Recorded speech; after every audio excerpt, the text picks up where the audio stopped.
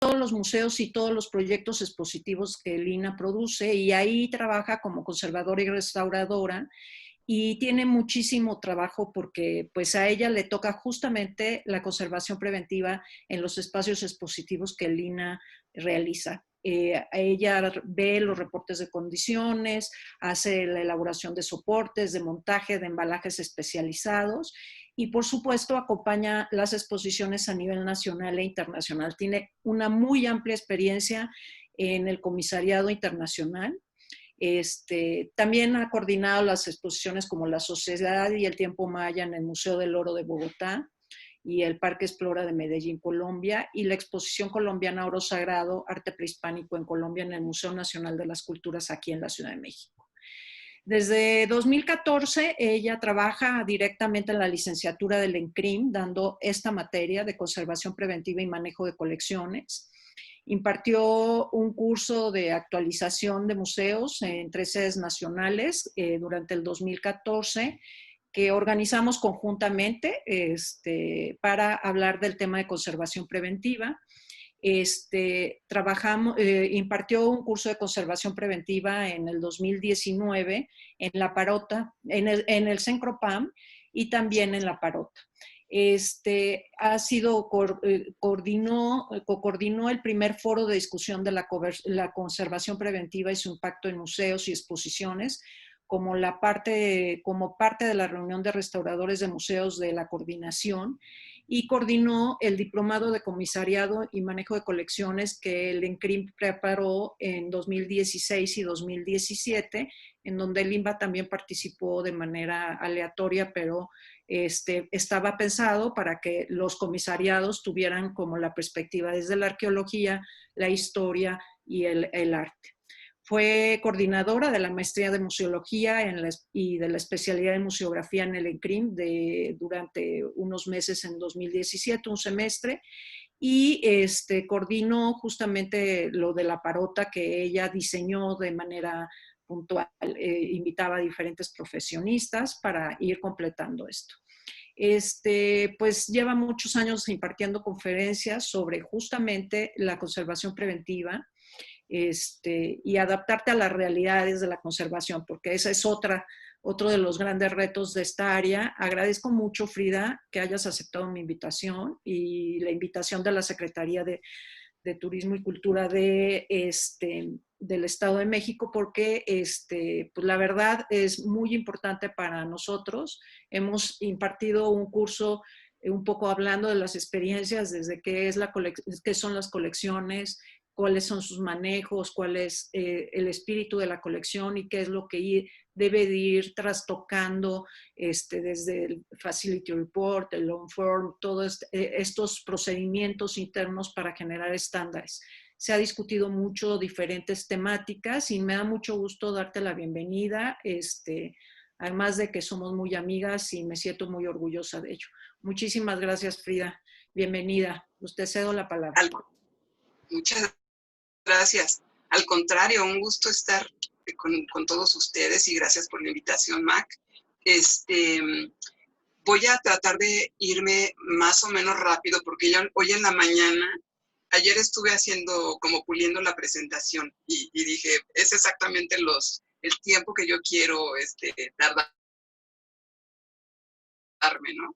Pero hoy en la mañana dije, me falta qué pasa en los museos con el COVID-19. Entonces hoy en la mañana agregué toda esa parte. Me voy a ir más rápido en lo que yo había preparado para poder hablar del COVID-19, que creo que ahorita es importantísimo en cuanto a conservación preventiva. Y sí, tal como dice Mac, o sea, realmente yo tengo muchísima práctica y lo que les voy a contar es básicamente la experiencia que he tenido y se las voy a mostrar como en una clase, ¿no? Voy a compartir pantalla, espero que pueda. No tengo la posibilidad de compartir. No sé, Octavio. Ahorita se lo activo, maestra. Muchísimas gracias. Exactamente, bueno, yo ahorita que estaba viendo las fotografías ayer, no saben la urgencia que tengo ya de regresar a trabajar. Es tan bonito trabajar en esto de los museos, ¿no? Y lo que hago de verdad que me encanta y yo creo que a todos ustedes. Es de esos trabajos que uno dice, híjole, y además me pagan, ¿no? O sea, son de esas cosas que uno haría gustoso de cualquier forma, porque yo creo que es un privilegio trabajar con lo que trabajamos. Y y bueno, estamos con el patrimonio de nuestro país, ¿no? Eso es algo que siempre les digo a mis alumnos y a mis compañeros de trabajo. No estamos moviendo naranjas, ¿no? O sea, las naranjas son importantísimas, sí, pero nuestro patrimonio es muy importante, es valiosísimo y tenemos que tener como mucho cuidado en eso. Entonces, ¿Ya le les voy activé a... el permiso?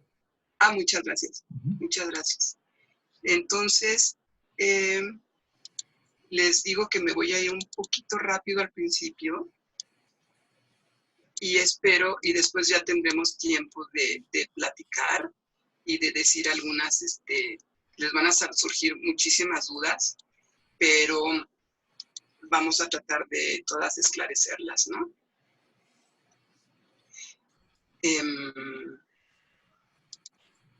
Ok, ahí estoy. Entonces, les voy a resumir lo que yo doy en un año de conservación preventiva en la Escuela de Restauración. Tenemos 11 palabras para definir diferentes, para definir cosas más o menos similares. Están viendo ahorita todos la pantalla, ¿verdad? Tenemos, por ejemplo, conservación, conservación directa, conservación indirecta, conservación activa, preservación, conservación preventiva, conservación pasiva, prevención, conservación curativa, restauración, estabilización. Todas esas palabras hablan más o menos de lo mismo. En el 2006, el ICOM, que es el Consejo Internacional de Museos, entra en juego y propone una terminología de varias acciones, que son 11 o más, que sea comprensible para todos, aplicable a todos los campos, que esté en inglés y en francés, y esta lo finalizan en el 2009. Las definiciones, como pidieron en esta junta del Consejo Internacional de Museos, era que tendrían que tener máximo 5 líneas y lo trabajaron entre 8 personas que hablaban distintas lenguas, de varias nacionalidades y de diversa formación, para quedar de acuerdo en 3 grandes diferencias, 3 grandes temas. Entonces aquí, por ejemplo, vemos una pieza a la que no tiene cabeza, se le cayó la cabeza por alguna circunstancia. Y todos estamos de acuerdo en que se nos antoja que esta pieza tenga nuevamente su cabeza, ¿no? Eso es, todo mundo estamos de acuerdo en eso. Y entonces, esta es una agresión pasada, por lo cual perdió la cabeza, y lo que deseamos es que la vuelva a tener en su lugar, que sea visible y que sea directo. ¿Cómo se llama esta acción? No sé no sé cómo se llama, pongamos que no sabemos cómo se llama, pero todos estamos de acuerdo en que necesita tener otra vez la cabeza. También tenemos otra acción. Vemos que aquí hay un insecto que se come la madera, que la hace polvo. Ven los orificios por donde están los insectos comiéndose la madera, y esto, si no se ataca, puede llegar a desaparecer la pieza. Entonces, lo que hacemos es matar al insecto. Esta es una agresión presente, es de acción prioritaria, porque el insecto se puede acabar la pieza y es poco visible. Si yo mato al insecto, no se nota en la pieza, se siguen viendo los orificios, pero ya no va a estar comiéndosela y no la va a acabar. ¿Cómo se llama la acción? No sabemos cómo se llama, pero todos estamos de acuerdo en que se necesitaba acabar con el insecto. Ahí está el insecto. Ahora tenemos otra acción que sucede en los museos, galerías, áreas expositivas, y esto es donde tenemos una colección de grandes diferencias de materiales, con diferentes materiales, pues, y para cuidarlos a ellos de las agresiones, tenemos que cuidarlas, por ejemplo, de la luz, del clima, de la lluvia, de varias causas de alteración. Y lo que hacemos es cuidarlas de una manera que no es visible. ¿Cómo se llama esta acción? Tampoco lo sé en este instante. Entonces, en este grupo del INCOM quedaron en que esta acción de ponerle la cabeza nuevamente a la pieza se va a llamar restauración, restauration en francés, en inglés es restoration y en español es restauración. Es la misma palabra. Y después, esta acción en donde terminamos con el insecto no es visible, se va a llamar conservación curativa. En inglés es remedial conservation y en español es conservación curativa. Y esta acción donde cuidamos una colección se llama conservación preventiva en francés, en inglés es preventive conservation y en español es conservación preventiva. Yo les voy a hablar de esto, de la conservación preventiva. Ahora, imagínense que estamos, para que lo entiendan así perfectamente, que nos operan de la vesícula, que nos quitan la vesícula. Y esto se llamaría restauración, en dado caso. Conservación curativa, es que te dan medicamentos para aliviarte de la vesícula. Tú tomas medicamentos, eso no se ve, no es algo que se note, no hay una diferencia en tu cuerpo, como con la restauración, que sí te quitan una parte. Con la conservación preventiva, con la conservación curativa, sería darte medicamentos para que te alivies, y la conservación preventiva sería algo así como come frutas y verduras, ¿no? Ve al doctor por lo menos una vez al año. Esto es ya como en forma práctica. Nuestras definiciones. Restauración son todas aquellas acciones aplicadas de manera directa a un bien individual y estable que tengan como objetivo facilitar su apreciación, comprensión y uso. Estas acciones solo se realizan cuando el bien ha perdido una parte de su significado o función a través de una alteración o un deterioro pasados. Se basan en el respeto del material original. En la mayoría de los casos, estas acciones modifican el aspecto del bien. Está entendido, ¿no? O sea, se modifica, si tú le pones la cabeza, modificas totalmente la obra. Vean aquí, antes de la restauración y después de la restauración, se modifica la imagen. La conservación curativa son aquellas acciones aplicadas de manera directa sobre un bien o un grupo de bienes culturales que tengan como objetivo detener los procesos dañinos presentes o reforzar su estructura. Estas acciones solo se realizan cuando los bienes se encuentran en un estado de fragilidad notable o se están deteriorando a un ritmo elevado, por lo que podrían perderse en un tiempo relativamente breve. Estas acciones a veces modifican el aspecto de los bienes. A veces. Algunos ejemplos de conservación curativa incluyen desinfección de textiles, desalinización de cerámica, desacidificación de papel, deshidratación de materiales arqueológicos húmedos, estabilización de metales corroídos, consolidación de pinturas murales, remoción de hierbas en mosaicos.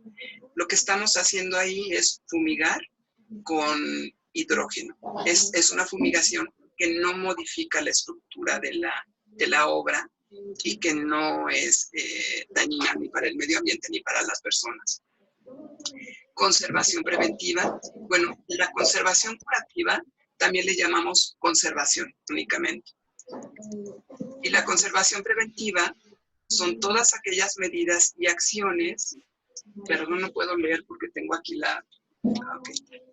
que tengan como objetivo evitar o minimizar futuros deterioros o pérdidas, se realizan sobre el contexto o el área circundante al bien, o más frecuentemente un grupo de bienes, sin tomar en cuenta su edad o condición. Estas medidas y acciones son indirectas, no interfieren con los materiales y las estructuras de los bienes, no modifican su apariencia. Algunos ejemplos de conservación preventiva incluyen las medidas y acciones necesarias para el registro, almacenamiento, manipulación, embalaje y transporte, control de condiciones ambientales, eliminación de insectos, planificación de emergencias, educación del personal, sensibilización del público y aprobación legal. Si se fijan, aquí en conservación preventiva es algo externo a la pieza, que sería, por ejemplo, límpialo control con papel. de condiciones ambientales. Y algo bien importante en la conservación preventiva es que se trabaja sobre una colección. Básicamente es una colección y no nada más una pieza. Esto me encanta porque es como la primera forma de conservar una colección. Leemos que dice, hay excomunión reservada a su santidad contra cualesquiera personas que quitaren, distajesen o de algún otro, cualquier modo, enajenar en algún libro, pergamino o papel de esta biblioteca sin que pueda ser absueltas hasta que esté perfectamente reintegrada. Entonces, bueno, si yo excomulgo a alguien que le rompa una hoja a un libro, por supuesto que lo va a cuidar, ¿no? O sea, esto es algo que el primer concepto de conservación preventiva, esta imagen está en la biblioteca de Tepozotlán. Por si llegan a ir, asómense a esa biblioteca que es bellísima. Entonces tenemos que conservación preventiva son todas las medidas y acciones que tengan como objetivo evitar o minimizar futuros deterioros o pérdidas. Se realizan sobre el contexto y el área circundante al bien, o más frecuentemente al grupo de bienes, sin tener en cuenta su antigüedad o condición. Estas medidas son indirectas, no interfieren con los materiales y las estructuras de los bienes. No se modifica la apariencia de las obras. Eso es muy importante. En la restauración sí se modifica, en la conservación preventiva no. La conservación preventiva implica el edificio, el espacio expositivo, los accesos y la circulación. Es importante tener los documentos anexos, tales como mapas de zonas sísmicas, planos del museo, de las instalaciones, etc. Son el conjunto de acciones destinadas a detectar, evitar y retardar el deterioro de los objetos. Supone la ejecución de actividades que protegen las colecciones. Son actividades como la limpieza, mantenimiento del edificio, de sus salas y espacio, del cuidado de las colecciones, de las condiciones ambientales, contaminantes, de las fuentes lumínicas, la forma de manejo, empaque, embalaje, traslado, exhibición, almacenamiento y resguardo para las piezas. En este caso, por ejemplo, el primer punto para conservar y cuidar una colección es tener un número de inventario o de registro. Si nosotros tenemos inventariadas y fotografiadas las piezas, es muy difícil, es fácilmente que las encontremos y nos las llegan a robar, que es algo que no sucede, por ejemplo, en las colecciones de las iglesias, ¿no? Últimamente ha estado como muy de moda robar las piezas de las iglesias. Y entonces, si no hay un registro, no puedes encontrarlas, no tienes cómo conseguirlas nuevamente. La conservación preventiva empieza durante la Segunda Guerra Mundial. Si se fijan, aquí hay unas imágenes donde llevan los cuadros a una cueva, a unas cuevas, los cuadros de la National Gallery de Inglaterra, y entonces ahí es donde hasta empiezan a tener mediciones de humedad y de temperatura para cuidar esta obra, y gracias a eso perduró hasta la actualidad, ¿no? Si se fijan, ahí están llevándose varias de las piezas de los museos, y hay una película que habla acerca de esto. Ahorita me acuerdo del nombre, se las comento para que la vean, que es bien interesante. En México tenemos las áreas que se dedican a cuidar el patrimonio, la Coordinación Nacional del Patrimonio Cultural del Instituto Nacional de Antropología, que está en Churubusco. Tenemos el Centro de Conservación y Registro del Patrimonio, que es el CENCROPAM de Limba, que está en el centro. Y tenemos la Escuela de Restauración en Churubusco también. Tenemos la Escuela de Conservación de Restauración de Occidente. Hay varias otras escuelas, pero más bien está en grado maestría. Hay una en Yucatán, hay otra en San Luis Potosí. Y entremos a la segunda parte del temario, que son los materiales orgánicos y los inorgánicos. Los materiales orgánicos son los que tienen células de vegetales o de animales.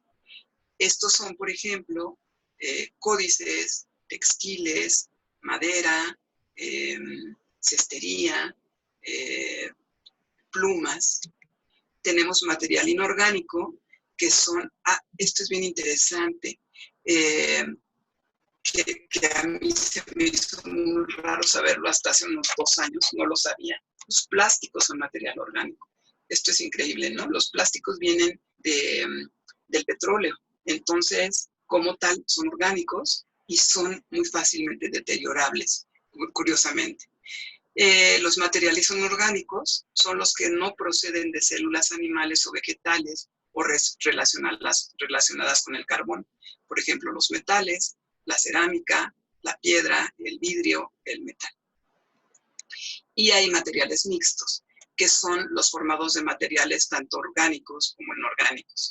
Aquí podemos ver una pintura de caballete, el soporte es de tela, el bastidor es de madera y la pintura es de pigmentos aglutinados con resinas. Los pigmentos son inorgánicos, pero hay también tintes que son orgánicos y ahí están aglutinados con barnices. La base de preparación que podemos ver puede ser de carbonato de calcio con cola o puede ser de almagre con cera.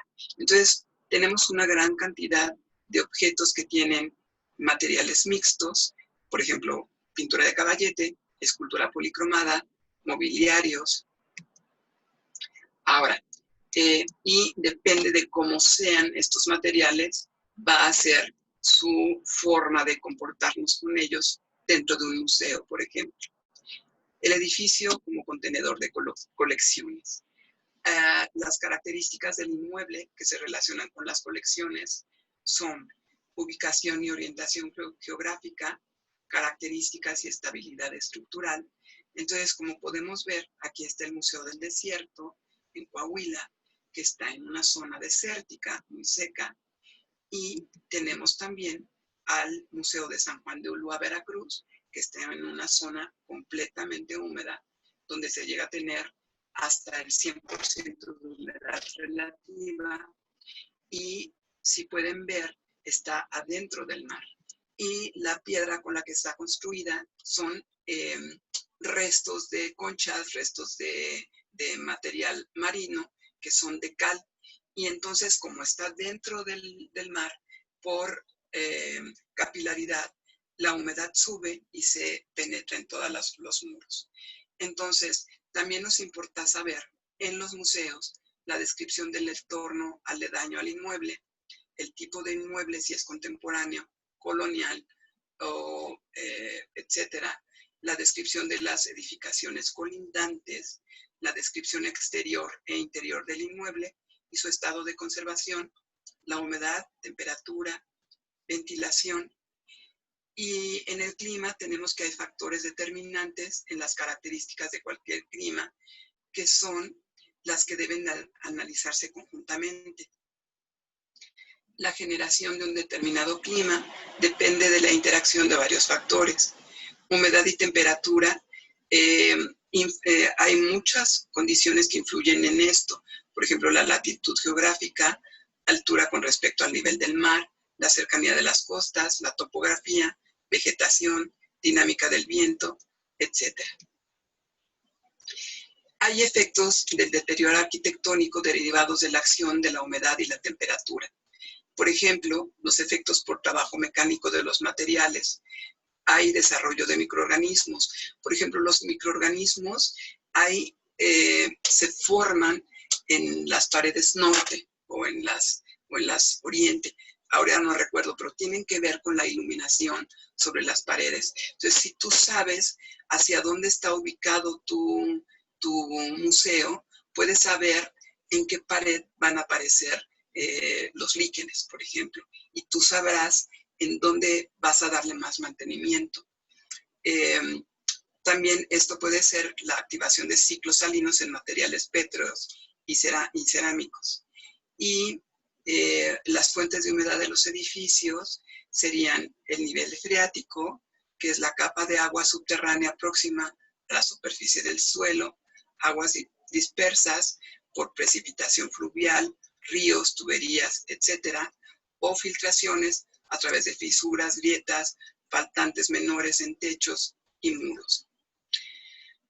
Las condiciones ambientales que deben presentar los edificios destinados a museos son humedad y temperatura, y esto hace, si tú tienes un ambiente estable dentro de tu edificio, puedes controlar mejor las colecciones, y es importante que tú adecues los espacios de acuerdo a cómo están tus condiciones externas.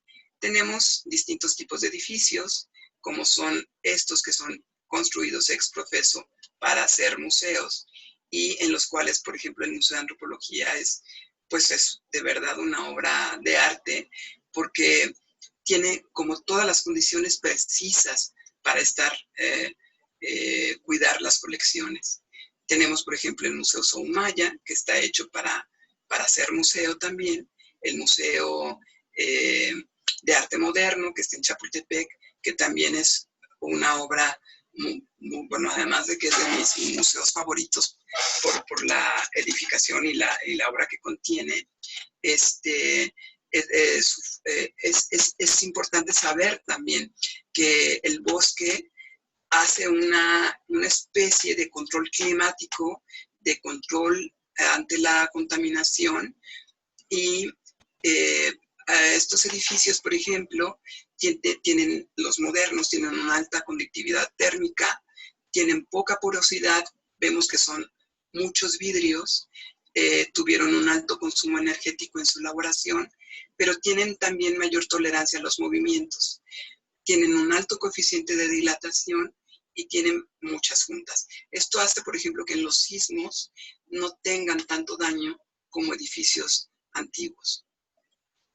Hay edificios adaptados, por ejemplo, este que es el Museo Regional de Aguascalientes. Hay otros que son hospitales, haciendas. Tenemos, por ejemplo, el Museo del Carmen, el Museo José Luis Cuevas. Tenemos el Museo Regional de Jalisco, que son construidos con materiales de la zona, que tienen muchas juntas, y en momentos de sismo son muy resistentes, pero también por lo mismo que de sus materiales constitutivos hay riesgo de pérdidas, ¿no? Hay otro tipo de espacios, por ejemplo, que era una fábrica y se adapta para hacer un museo. Hay otras que son, por ejemplo, las ferias mundiales se hacen cada 2 años, en promedio, a veces cada 5 años, a veces cada año. Y para hacer estas ferias se lleva también obra artística, por lo general, y se adaptan solo para unos cuantos meses y después se quita todo nuevamente. O tenemos los espacios que están en uso todavía. Por ejemplo, los museos comunitarios y las iglesias. Las iglesias se pueden considerar como espacios expositivos, pero son unos espacios muy delicados porque todavía están en uso, la gente toca sus obras, saca a pasear a las vírgenes, por ejemplo. Entonces hay que tener como mucho más cuidado con todas estas piezas, ¿no?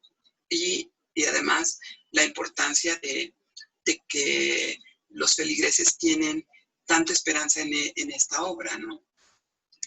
Esto también genera un conflicto, porque tratan de cuidarlas y las restauran, a veces las mandan con restauradores que no son capacitados y las dañan, más que ayudarlas, las dañan. Entonces, es bien importante, si ustedes trabajan en un museo, hacer un levantamiento de información de los espacios. Por ejemplo, es bien importante hacer un croquis donde ustedes vayan a mostrar, a poner en el plano si existe salitre en los muros, revisar las azoteas, si hay pendientes, si hay tanques de gas, revisar, quitar antenas, desperdicios, basura, que es muy común que esté lleno de basura en las azoteas de los museos, por ejemplo. Y si tú tienes tapado una tubería de desagüe de la lluvia, si está tapada, esa agua se va a ir por todas las juntas y va a llegar en algún instante que puede generar una gotera, por ejemplo, sobre una obra. Entonces, todas esas cosas hay que cuidarlas mucho, ver que las coladeras estén destapadas. revisar si hay asoleamiento en algunos lugares, si hay goteras, cómo están las puertas, los vanos, las ventanas, si no entra ahí, por ahí la lluvia, si no entran los bichos, revisar si existe orden y limpieza tanto en el interior como el exterior. Sabremos si tienes iluminación sobre una pared, sabremos si ahí puedes poner algunas piezas de, por ejemplo, orgánicas, evitar ponerlas donde hay humedad, tendrías que ponerlas inorgánicas. Entonces, por eso es importante saber cómo está tu inmueble y qué tipo de materiales tienes dentro de este. Es importante revisar las medidas de seguridad, si hay desniveles, plantes constructivos, si existen elementos adicionales. Por ejemplo, lo vamos a ver un poquito más adelante, hay un documento que se llama reporte de facilidades o Facility Report, donde tienes que ir explicando todas estas partes, qué mantenimiento se le realiza al edificio, qué instalaciones de gas hay, en qué condiciones se encuentran y si tienen, por ejemplo, aire acondicionado, sistemas contra incendio, etc.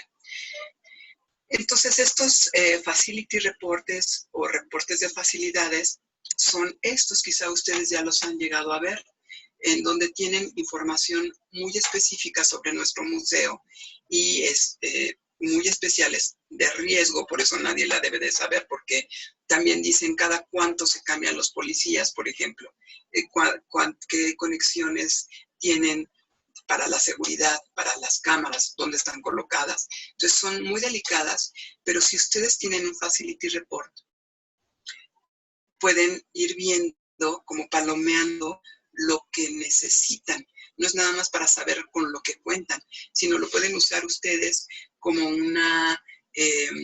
como un medio de orientación acerca de lo que van necesitando. Entonces, si les preguntan, ¿cuántas cámaras de seguridad tienen? Y tú puedes ir diciendo, bueno, no tengo más que una, ¿no? Entonces, seguramente necesito más. ¿Cuántos extintores de fuego tienen? Y si tú tienes 5 extintores, podrás ver que necesitas tal vez unos cuantos más o que ya es suficiente.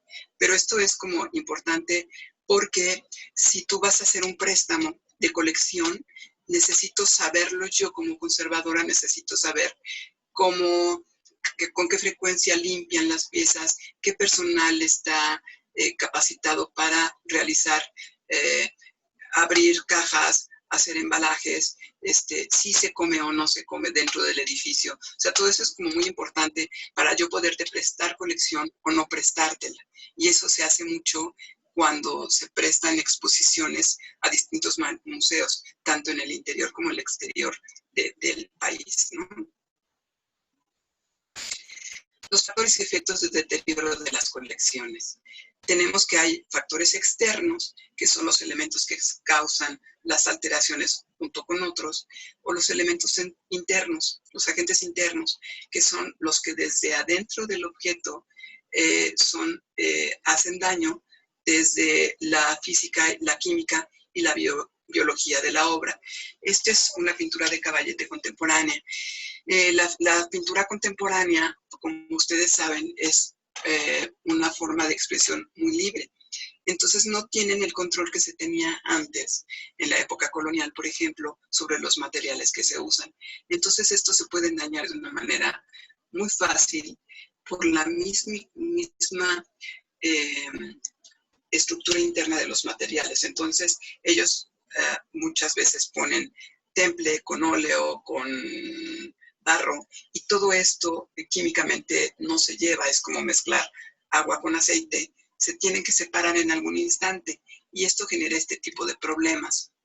Si tenemos una humedad relativa alta, eso por ejemplo genera oxidación. Vemos ahí las manchas amarillas, esto es oxidación de los materiales internos de la piedra y eso se genera por el exceso de humedad externa. Es lógico, esta pieza viene de un área con mucha humedad como es el área maya. Por ejemplo, aquí en la zona, en el Parque La Venta, Tabasco, tenemos piezas que están al exterior. En la mañana tienen muchísima humedad, mucho sol, mucho calor y en la noche es frío. La selva es fría y húmeda también, lo que hace que la piedra tenga movimientos de contracción y expansión y se generan unas fisuras y esto poco a poco genera faltantes. Cuando tenemos humedad relativa baja, lo que hace es que se desecan los materiales y sobre todo esto nos causa problemas en materiales orgánicos y en pigmentos se hacen pulverulentos hasta que se desprenden. En escultura en madera, por ejemplo, vemos que con la contracción y expansión del material se generan fisuras, grietas, y en pintura sobre lámina, la lámina se mueve de una manera mucho más grande que la pintura, lo que hace que esta pintura que está arriba se bota de la superficie. Cuando estamos dentro de un edificio, de un museo, tendríamos que estar revisando que la humedad y la temperatura esté de una manera más o menos adecuada y para esto es importante hacer un seguimiento, ventilar los espacios donde se encuentren las obras, abrir ventanas en los días asoleados, siempre que no haya una gran cantidad de humedad, de contaminantes externos o que vayan a entrar insectos o animales. Tenemos que cuidar todas estas cosas. Ahora, ¿cómo se lleva un registro de control climático? Bueno, es importante saber que esto es muy importante, el control climático y el seguimiento, pero no es la causa principal de alteraciones dentro de las colecciones. Lo vamos a ver más adelante. Esto es importante, pero es más importante tener cuidado con la manipulación y sobre todo la manipulación que hacen las personas que se dedican a eso. El riesgo más importante que genera más daño sobre las colecciones somos nosotros los que las manejamos. Entonces, eso tenemos que tenerlo súper claro. Aquí tenemos como la serie de aparatos que se usan para medir humedad y temperatura. Esta caja blanca es un termógrafo de tambor, donde tiene una tabla que se registra, tiene dos flechas, la de arriba mide temperatura, la de abajo mide humedad relativa. Yo en ese momento estoy haciendo una calibración de los aparatos electrónicos.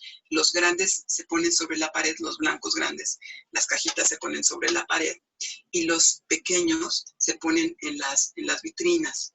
El que está arriba del estuche negro, el largo sobre el estuche, es un psicrómetro al que se le da vuelta, tiene dos termómetros, uno mide humedad con el bulbo húmedo y el otro con el bulbo seco.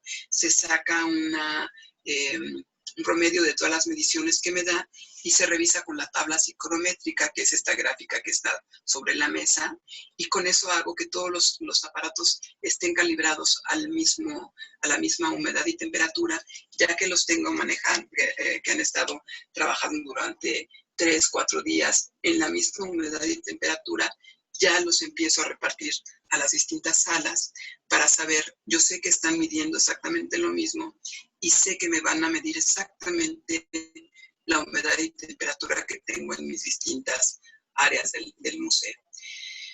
Esta es la gráfica del termógrafo de tambor. En la parte de arriba pueden ver que tenemos la temperatura y en la parte de abajo tenemos la humedad. La temperatura adecuada en un lugar donde tenemos cantidad distinta de materiales sería 20 grados centígrados. Ahí podemos ver que está a una buena humedad, a una buena temperatura. Entonces, nos permitimos 20 grados centígrados más menos 2, quiere decir del 18 al 22 es correcto, siempre y cuando la temperatura no suba. No sé, ahorita tenemos 20 y en 3 minutos tenemos 22 y en 2 minutos más tenemos 18. Eso no está bien porque entonces hace que los materiales trabajen rápidamente y que se puede empezar a botar la pintura, lo que vimos en la pintura sobre lámina, ¿no? Y la humedad relativa adecuada para un lugar donde tenemos una gran cantidad de materiales en las colecciones son 50% de humedad relativa más menos 5. aquí vemos que está adecuada nuestra humedad. Entonces, 50 más menos 5 sería de 45 a 55% de humedad relativa. Esto es lo correcto, ¿no? En la humedad y la temperatura tiene que ver, esto es lo que se marca desde la Segunda Guerra Mundial, lo que vimos en el señor este que estaba viendo la humedad y la temperatura dentro de las cuevas. Bueno, esto se marca para el British, para el Museo Británico, desde la Segunda Guerra Mundial. En la actualidad tenemos estos parámetros, pero en realidad lo que tenemos que cuidar más es, si yo tengo acostumbrada mi colección en lo que vieron en el Museo de San Juan de Ulúa, que tiene 90, 100% de humedad relativa, si mi colección está acostumbrada a tener 80% y la bajo a un 50% de humedad relativa, seguramente se va a desacostumbrar y le va a pasar algo. ¿Qué le puede pasar? Que se empiece a desecar. Entonces, si es cerámica, le salen sales. Si es, no sé, un material que digamos, un papel, lo que va a hacer es que se va a perder humedad, se va a volver duro y se va a volver quebradizo. Entonces, no necesariamente tenemos que cuidar estas condiciones, sino a qué está acostumbrada mi pieza. Es lo mismo con las personas. Si ustedes reciben aquí en México a una persona de Brasil, ahora mismo que hay lluvia, o de África, una persona de África que está acostumbrada a un calor sofocante, ¿no? Llega a México en estas circunstancias y va a sentir un frío tremendo, ¿no? Y si invitan a un holandés, el holandés va a estar en playerita. Entonces, no es lo mismo alguien que está acostumbrado a cierto clima, que llegue a un museo donde le dicen, tiene que estar a 50%.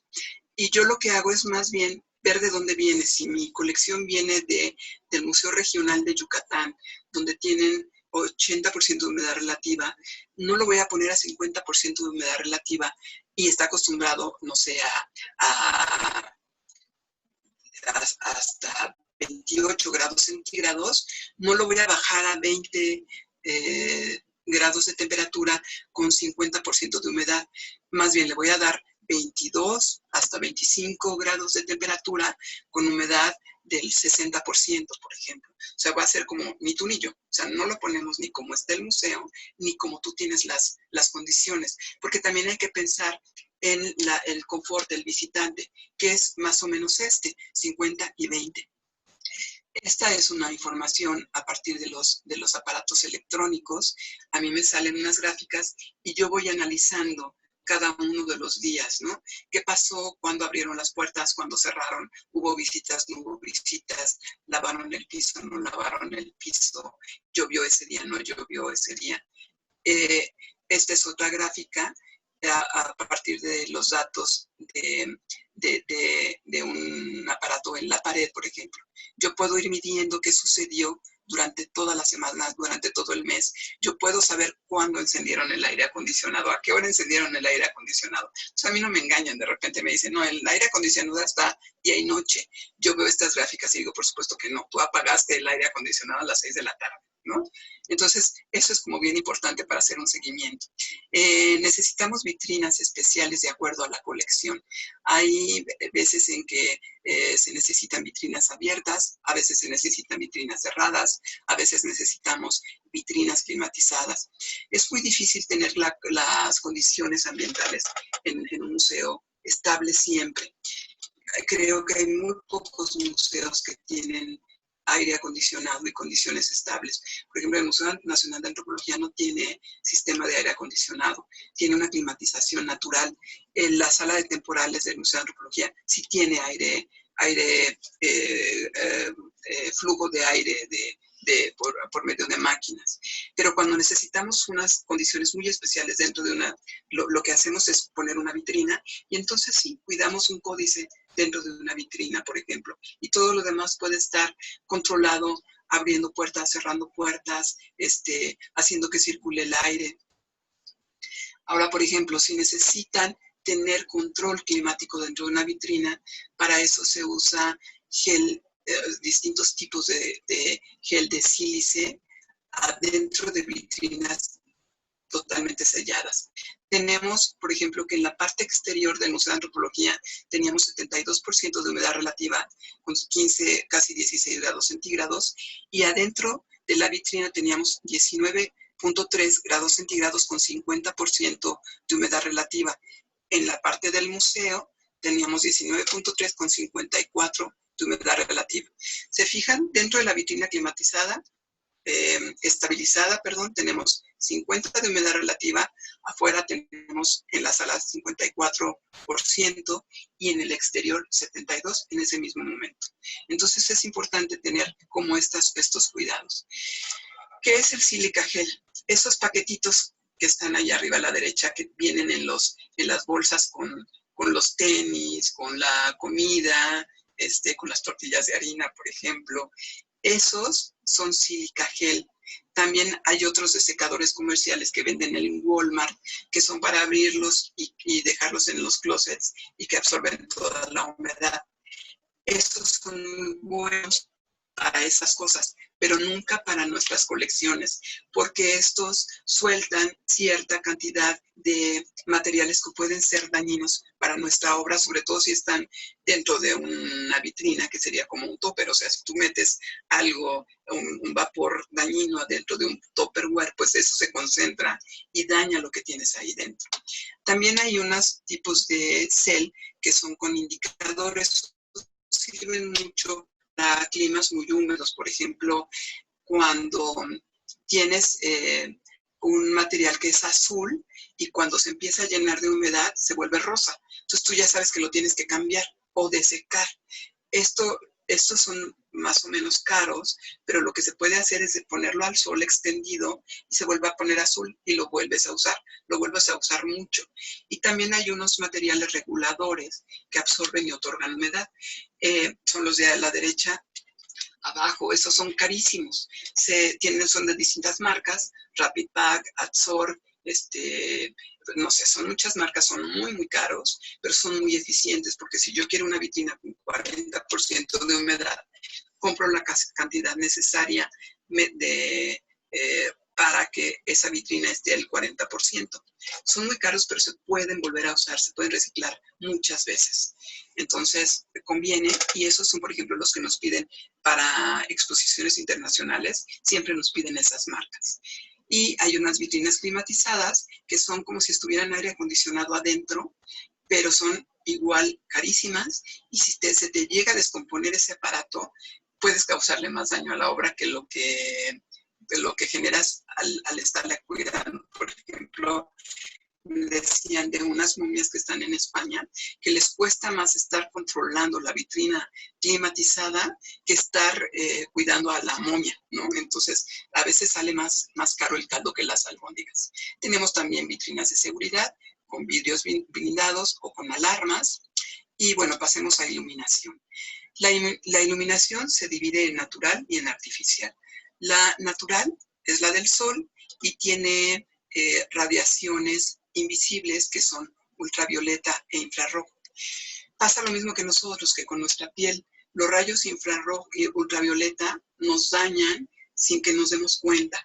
Por eso necesitamos filtro solar y por eso las vitrinas, si les llega a dar luz del sol, necesitan filtros especiales.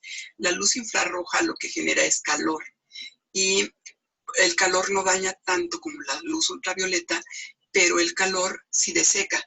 Entonces, si tú tienes un papel con luz infrarroja de la iluminación solar, se amarillea, se decolora o se oscurece en algunas partes. Lo que pasa con un periódico que dejas en el sol, se te hace amarillo y se va deshaciendo poco a poco, ¿no?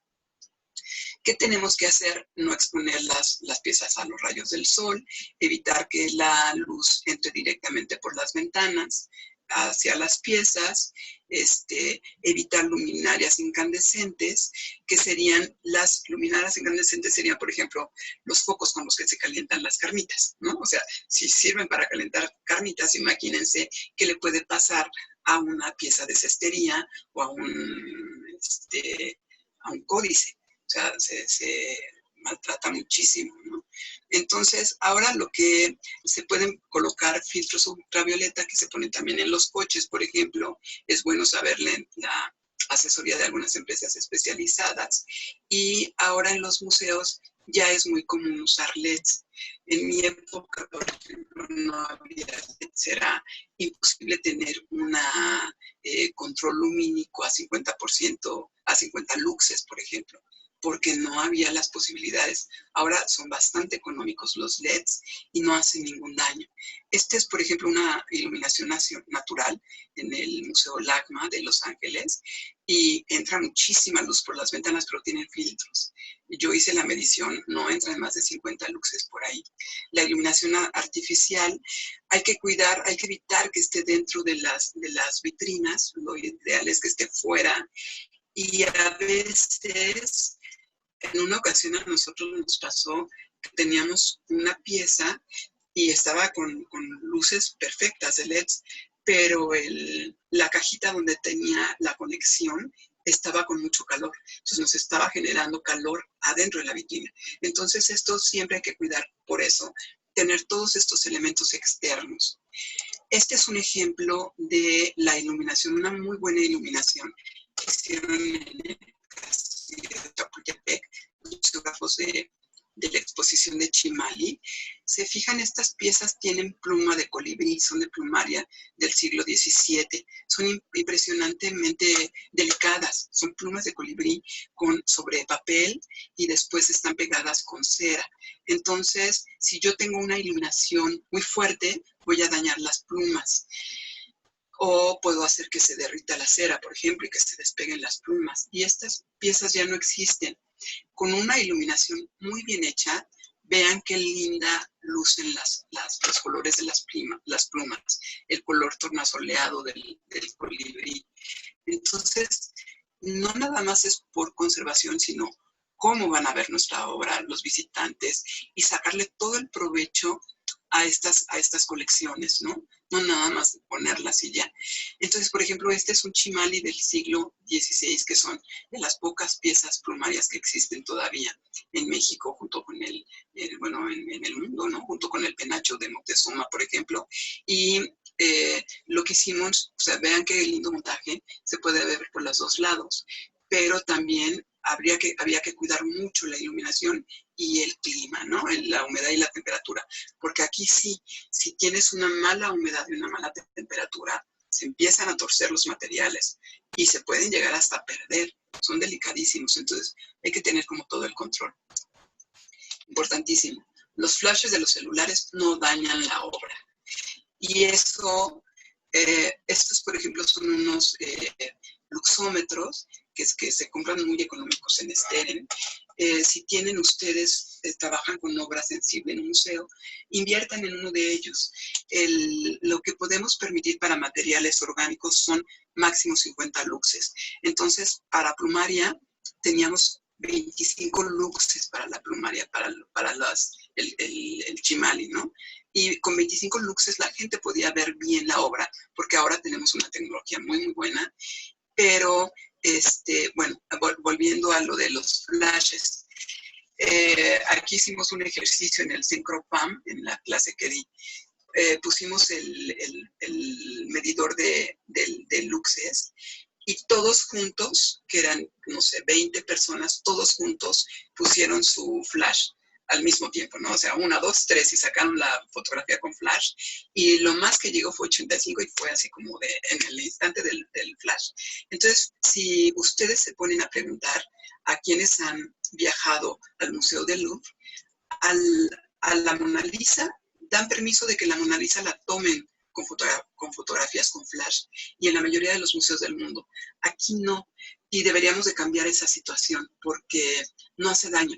No hace daño, pero sí es molesto que la gente que está al lado, que tú estás viendo algo y que de repente te tomen foto con flash, pues te interrumpe y no te deja ver, disfrutar la obra. Entonces, esa sí es una buena razón por la cual se evite el flash de los celulares.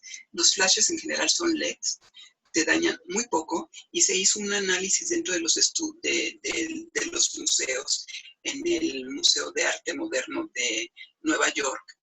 en donde sacando anotaciones físicas, de fórmulas físicas y todo eso, descubrieron que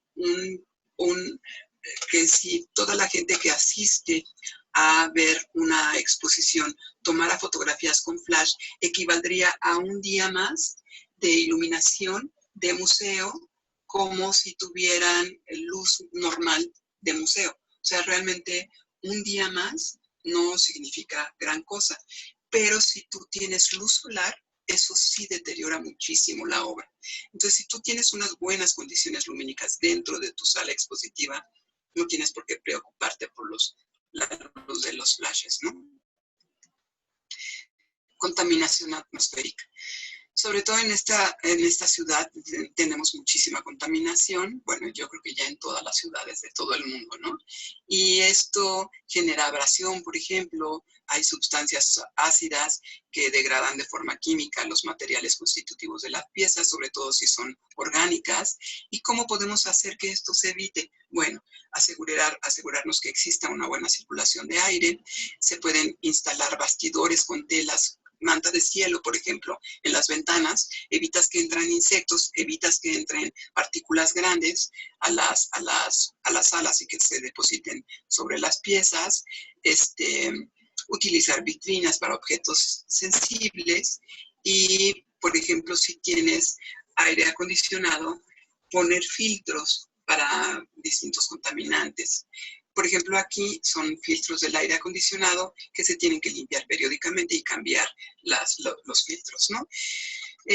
Para dentro de vitrinas, si tú tienes materiales muy específicos dentro de vitrinas, el carbón activado es súper bueno. Entonces, haces tu vitrina y en la parte de abajo pones un cajón con carbón activado. Hay entre la vitrina y la pieza pones un soporte que tenga orificios para que pueda haber comunicación entre el carbón activado y el aire de la vitrina.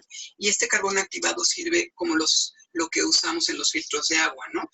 Para eso se usa el carbón activado, para limpiar impurezas de ácidos y contaminantes. Y ahí también, esto lo descubrimos hace poco en una exposición donde trajeron monedas de plata y así, muchísimas monedas, ahora van a ver. Y se llama Currosorber y lo usan en las bodegas de las autopartes para evitar que se corroan las defensas o las partes de los coches. Biodeterioro. Aquí podemos ver, por ejemplo, microflora, hongos, líquenes, todo esto se genera, o acá en un textil de pintura de caballete, se genera por esporas con una alta humedad y una alta temperatura.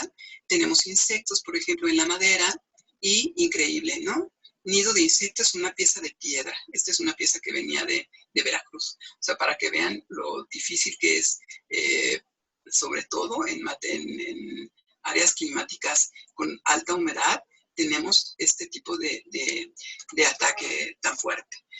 Ataque de insectos, como lo vieron, se ven como orificios. Y estas son las plagas que generalmente tenemos en colecciones de museos. Hay varios libros donde te indican cuáles son los daños de las insectos que te generan, cómo se comen los papeles, las fibras, y cómo puedes saber qué animal es, qué insecto es, dependiendo del daño que hace. Hay varios libros y también sabes con qué atacarlo, ¿no? Para evitar la presencia de hongos y bacterias, es importante realizar un mantenimiento adecuado, ventilar periódicamente, cuidar que no esté muy alta la humedad relativa y la temperatura, realizar medidas preventivas de fumigación, efectuar inspección de lugares con colecciones. Hay que buscar presencia de manchas. Por ejemplo, si tenemos madera, ver que no haya polvito en la parte inferior. Si hay polvito es que está activa el insecto. Puedes tener orificios en la madera, pero no pasa nada, puede ser que estén muertos desde hace muchísimos años, pero si ves polvito, entonces sí hay. Entonces, donde puedes revisar es en la parte de abajo de los focos, en los bordecitos de las ventanas, porque si se fijan, siempre es ahí donde se van a morir los insectos. Entonces, revisar todas esas áreas y ver qué tipo de insectos tienes.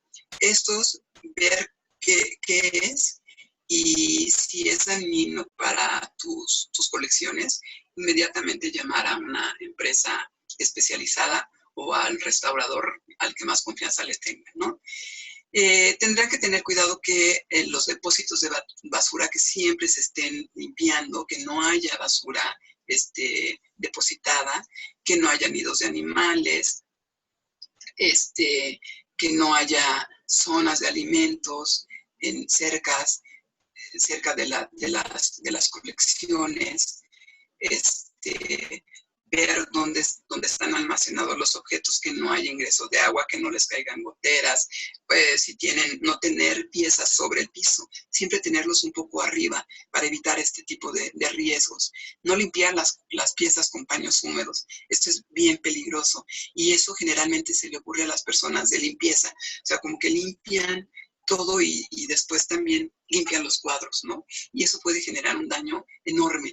Y lo hacen con toda la mejor intención, pero hay que educar a las personas que trabajan con colecciones a que eso no se debe hacer.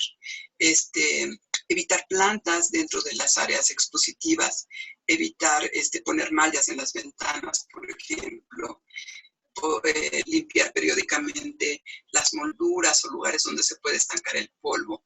Y esta foto la saqué porque, o sea, vean la mosca enorme que hay. Y eran miniaturas, en realidad eran cosas miniaturas. Pero lo que sucedió es que empezaron a circular en redes sociales la mosca enorme. Entonces todos los de Facebook ya estaban enterados que había una mosca enorme en la exposición tal, ¿no? Entonces ahora hay que tener cuidado con las redes sociales. Aquí, por ejemplo, estamos fumigando con anoxia, que es una, como les dije, no hace daño al ambiente ni a las personas, absorbe oxígeno y al absorber oxígeno deja muertos a los insectos. Y también hay una serie de investigaciones donde hacen una revisión de plantas que matan a insectos. Ustedes, por ejemplo, saben de la citronela, ¿no? Que se está usando ahora para repeler mosquitos. Entonces, es bueno usar cosas así naturales para no dañar al medio ambiente. Los espacios expositivos, ya me voy rápido, cómo tienen que estar cuidando las áreas, poner delimitadores, cómo vas a manipular la obra, se tiene que tener muchísimo cuidado, por ejemplo, en las salientes. Antes hay que planear cómo vas a mover la obra para no dañarla. Siempre hay que mover las cosas chicas pequeñas en charolas, en carritos, para no llegar a tener algún accidente. Y es bien importante tener equipo adecuado, pero lo más importante es tener gente capacitada, porque podrás tener el equipo mejor del mundo, que si tienes gente imprudente, vas a maltratar la obra o la vas a destrozar. Las áreas de embalaje y embalaje, hay materiales especiales para embalaje, pero también tiene que ver con las modas. Tienes que tener cuidado con distintos tipos de piezas. Por ejemplo, estas son de cera, se rompen muy fácilmente, entonces hay que cuidar mucho el embalaje. Y también yo creo que es importante reciclarlo, estar pendiente de nuestro medio ambiente, ¿no? Reportes de condición. El reporte de condición es como cuando tú vas al estacionamiento y te dicen, te dan un papelito en el boleto y te dicen, tiene un rayón en la puerta derecha, le falta el espejo. Ese es el reporte de condición. Así como tú recibes una obra, así la tienes que entregar.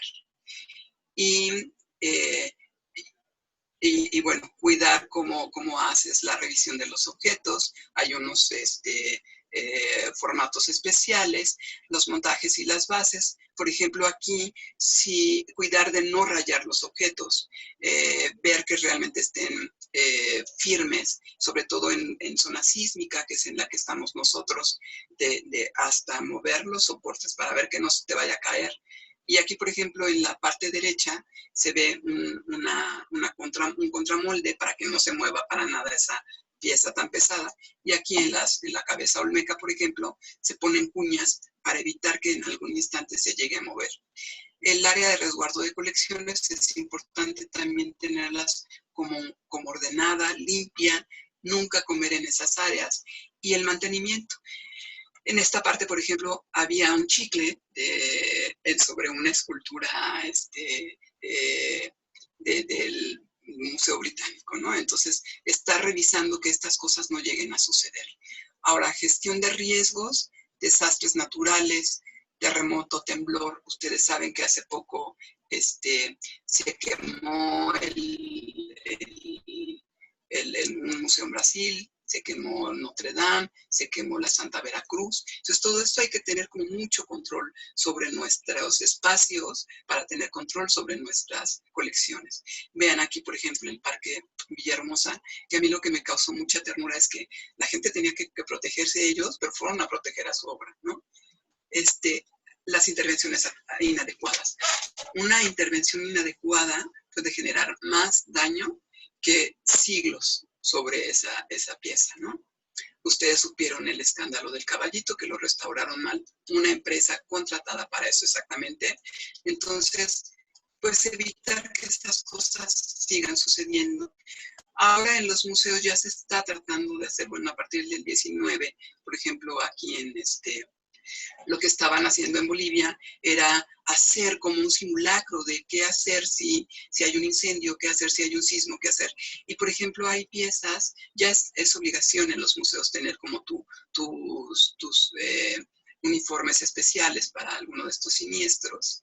Y es importante, por ejemplo, saber, en exposiciones internacionales de repente nos dicen, si llega a haber un sismo, un temblor, un incendio, lo que sea, la primera pieza que tienen que rescatar es tal, porque es la más antigua, porque es la única, porque es... Entonces, dejen todo, pero esta sí rescátela, por ejemplo. Entonces, tú lo tienes que hacer con tus piezas de tu museo, ¿no?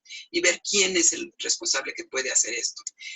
Ahora, patrimonio durante la pandemia. Ahora, por ejemplo, que cerraron todos los museos, la obra no está contaminada, no tenemos que ir a limpiarla. Lo más que se tendrá que hacer es quitarle polvo. Y quitar polvo, pero siempre con una aspiradora. No estar aspirando el polvo, sino aspirar el polvo en la aspiradora, no nosotros. Eso es súper importante. Entonces, todo este mantenimiento se tendrá que hacer ahora y sabremos que al llegar, sobre todo en áreas con climas elevados, seguramente va a haber telarañas, va a haber insectos, va a haber nidos de aves, y todo eso tenemos que estar conscientes que vamos a tener que llegar a limpiar. Es importantísimo que haya baños limpios, que haya jabón, que limpiemos nuestros espacios antes y después, que tengamos lugares donde estar, donde guardar nuestras batas, nuestros cubrebocas, y no salir con ellos y no comer con las batas. Por ejemplo, los restauradores hacíamos mucho eso. Salíamos y nos íbamos al nuestro lunch con la bata puesta porque hacía frío. Pero entonces tú te llevas todos esos bichos, te los llevas y te los comes. Entonces hay que cuidar todas estas cosas, cuidar que haya ventilación natural. Y, por ejemplo, en las áreas expositivas, ahora ya no es conveniente que la gente toque. Ya no es bueno esto de estar usando audífonos porque te estás contaminando y estás contaminando a todos los demás. Entonces, evitar esa manipulación. Nuestros materiales de trabajo, limpiarlos constantemente. Tenemos que estarlos limpiando. Los guantes, por ejemplo. Los guantes nos sirven a nosotros para cuidarnos y para cuidar la obra. Los guantes tienen que ser que queden que nos queden bien, que no sean ni muy grandes ni muy chicos, porque eso puede ser riesgoso para las colecciones. Estarnos cambiando frecuentemente los cubrebocas, lavarnos frecuentemente las manos. Y, por ejemplo, para el personal en contacto con público, es importante saber que hay personas mudas que necesitan leer los labios. Entonces sería bueno usar caretas en lugar de cubrebocas si vas a tratar con estas personas, ¿no? O saber que hay personas que tienen difícil respiración y ver, por ejemplo, en las áreas, por ejemplo, en las bibliotecas, tienes que dejar descansar un tiempo los libros que te regresen, porque entonces, y no rociarlos con cloro, por ejemplo, no rociar, no limpiar para nada las piezas. Eso le toca a los restauradores. Es lo que les decía en la intervención. Yo no voy a dejar que la misma persona que me vende el té para la vesícula biliar en el mercado me opere de la vesícula. Entonces, un restaurador es el que se dedica a restaurar. Un conservador sí puede ser alguien educado para eso, ¿no? Ahora, esto acaba de pasar en Uxmal. Hubo unos chicos que salen en una serie de televisión que no se quisieron poner un cubrebocas. Lo sacaron los custodios. Me parece perfecto. Para eso estamos el personal de custodia, ¿no? Para cuidar nuestras colecciones y para cuidar la salud. Vaya, después de tanto tiempo pudieron abrir la zona y estos llegan sin cubreboca. Está bien que lo saquen. A mí me parece perfecto. Porque tenemos que tener educación en el público. Creo que lo más importante para cuidar colecciones, para cuidar nuestro patrimonio, es la educación en la conservación preventiva. Y esto nosotros somos los que lo tenemos que hacer llegar al público, a la gente en general. La conservación preventiva la hacemos todos. Pues muchas gracias por atender a la presentación. Eso.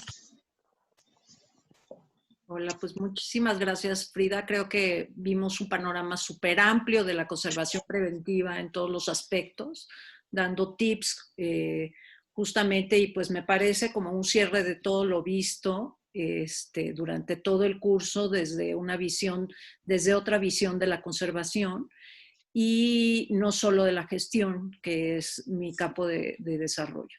Me gustaría dar paso para algunos comentarios. Si están interesados en levantar la mano, vamos a tener tiempo para pues 3 preguntas máximo. Yo quisiera empezar, Max, si se puede. Claro, Rodrigo. En primer lugar, agradecerle mucho a la maestra Frida Montes de Oca por acompañarnos acá. Hace ratito estaba en una llamada, pero muchas gracias, estuvo súper interesante, ha sido mucha información y me gustaría empezar con la primera pregunta en torno a la iluminación, al diseño de iluminación. ¿Hay alguna fuente que podamos consultar, alguna publicación, algún manual, algún tratado sobre iluminación donde podamos saber exactamente los niveles de fluxos que debemos tener en nuestras piezas, ya sea de materias orgánicas o inorgánicas? Sí hay varios y se los voy a mandar por correo para que ustedes se los puedan repartir, o se los mando a Mac para que usted ya los reparta, pero sí hay varios, ¿eh? Y por ejemplo, sí tenemos ya como muy establecido, no más de 50 luxes para material orgánico. Y si puedes menos, ¿no? Y, por ejemplo, piedra, no le pasa nada ni a la piedra ni a la cerámica, a menos que tenga decoración postcocción. Entonces, puedes tenerla sin ningún problema, ¿no? Entonces, sí hay, pero sí hay como medirla. Por ejemplo, si tienes un material muy delicado, no conviene dejarlo más de 3 meses. La exposición de códices, a los 3 meses se tuvo que cerrar y en dado caso se empiezan a rotar las obras, ¿no? Porque sí le generas un daño que es irreversible. Es lo mismo que a tu piel. Si tú estás sobre los rayos ultravioleta mucho tiempo, te generas un daño que después no se puede quitar, ¿no? Yo se los mando, con gusto. Muchas gracias, maestra. Y ahora me gustaría ya cederle el micrófono a mis compañeros y compañeras.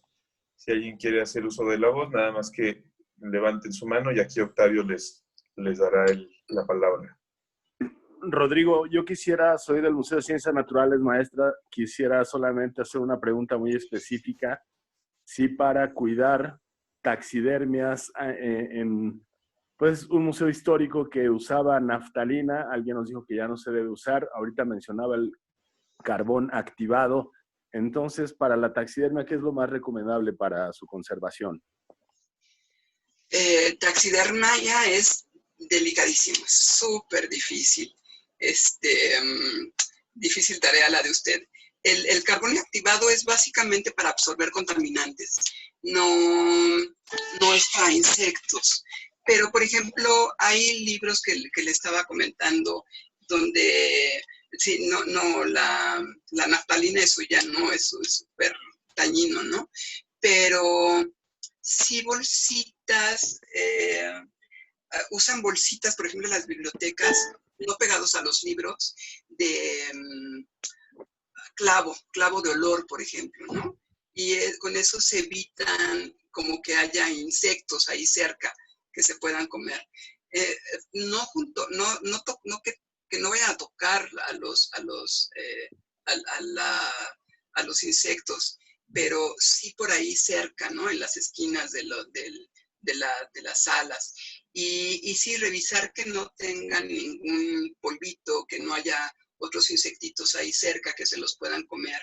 Eso es como básico. Y en dado caso, yo creo que sí es importante que contacten a una compañía especializada, y si pudiera esa compañía hacer igual les puedo recomendar a alguien también, una restauradora que hace restauración especializada, que fuera por anoxia, por ejemplo, para no dañar las colecciones y no llenarlas de cosas externas que pueden generar a la larga conflicto, deteriorarlas más de lo que las pueda ayudar, ¿no?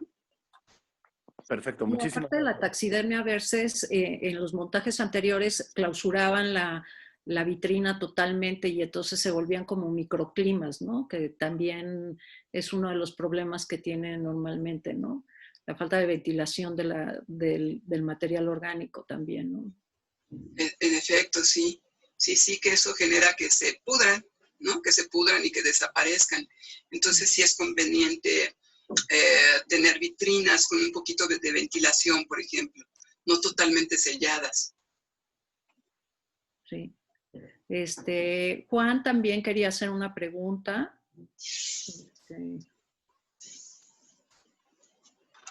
Sí, gracias. Buenos días. La pregunta es la siguiente. Nosotros teníamos una empresa que iba a fumigar el museo, todas las esquinas, con insecticida líquido. Era para cucarachas, arañas, la siguiente. ¿Ese insecticida afecta a la obra? Nosotros tenemos obras pictóricas, escultóricas, nada más no hemos tenido de otro tipo. ¿Nos pueden afectar la obra? No, si no se coloca sobre la obra, no hay ningún problema. En general, No. esto que aplican así en las orillas, son piretroides, pegón verde, ¿no? O sea, así en pocas palabras, no daña la obra, a menos que se ponga sí encima. Eso sí puede generar. No, es sobre la pura orilla de todo el edificio, incluso en sanitarios, en todo, y eso nos ha ayudado muchísimo al control de plagas, pero entonces no daña. No daña. Y de hecho lo que pueden hacer ustedes, por ejemplo, es poner trampas. Se ponen unas así como trampas para las ratas, y ahí, bueno, hasta incluso con masking tape, que lo ponga así abajo de los cuadros o algo, y ahí se van a pegar los insectos. Entonces usted podrá saber si hay algún insecto que come madera, si hay algún insecto que come tela. Pues se lo manda, hasta lo ve y lo revisa en internet, que ahora es tan fácil, y ve si es un insecto que causa daño. Pero en general la desinfección así radial no causa ningún problema a la obra, ¿eh? Si no es sobre la obra, no. Muy bien. Perfecto, gracias. ¿A usted? No sé si alguien más quisiera hacer alguna intervención de información, y si no, pues creo que pues con esto concluimos. Nuevamente creo que ya no tenemos preguntas, pero muchas gracias. Ha sido de gran beneficio para nosotros esta clase y también, bueno, todo el curso. Muchas gracias, Mac. No, hombre, gracias a ustedes. Te agradecemos mucho. Por acá también anda Aleja, a la que le mandamos un saludo, Octavio y demás. Y bueno, pues muchas gracias. Ahora tenemos que aplicar todo lo que hemos aprendido en este curso y en esta clase.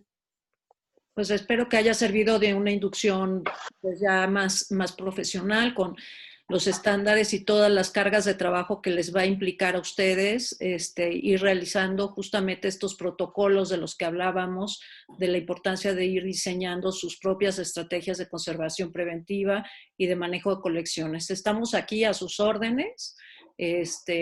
Ahí tienen mi teléfono y mi dirección de mail para cualquier duda y aclaración. Y me siento muy afortunada de haber participado en esto. Muchas gracias, Frida, por acompañarnos. Creo que fue un muy bonito cierre que sintetizó pues todo el curso y era un poco la idea. Y pensar que los museos son cosas que aprendemos, que son organismos vivos en las que nosotros colaboramos y que tenemos justamente que adaptarnos a las circunstancias, siempre pensando en cuidar los bienes patrimoniales. Y sobre todo, cuidar a las personas que nos visitan y que sea un patrimonio vivido y que sea un patrimonio disfrutado y que pues enaltecemos nuestra labor. Yo creo que lo que dijo Frida al principio es cierto. Este trabajo es afortunado para nosotros, ¿no? Entonces, pues muchísimas gracias, la verdad, lo disfruté muchísimo y estoy atenta a cualquier cosa. Muchas gracias, no me gustan las despedidas. Entonces, pero bueno, ahí tienen mis datos y muchísimas gracias a todos, la verdad. Octavio, gracias por apoyarme durante todo el curso y el anterior para las transparencias. Rodrigo, gracias por la invitación, lo disfruté muchísimo. Gracias, Frida. Gracias a todos, los veo muy dentro de pronto, ¿no? Gracias a ambas maestras. Incrementamos mucho los conocimientos, hicieron ver nuestras debilidades, así como nuestras fortalezas, y gracias a la Secretaría por habernos incluido en este curso, que la verdad estuvo muy fabuloso. Gracias, maestra Mac. Gracias, maestra Frida. Justamente a nombre de la Dirección General de Patrimonio y Servicios Culturales y de la Secretaría de Cultura del Estado de México, les damos las gracias, sobre todo a nuestra instructora, a la maestra Magdalena Zavala, a la maestra Frida Montes de Oca, que estuvo en esta sesión de cierre, y pues les agradecemos a todos y a todas su presencia aquí en este curso taller Gestión de Colecciones. Y bueno, pues ahora ya les podremos exigir más a todos los compañeros y compañeras que estén encargados de los museos, del acervo, de las colecciones. Y pues muchas gracias a todas y todos. Nos vemos muy pronto y hasta luego. Gracias. Gracias a ustedes. Gracias, Mac. Gracias. Gracias, hasta luego. Gracias. A todos. Gracias.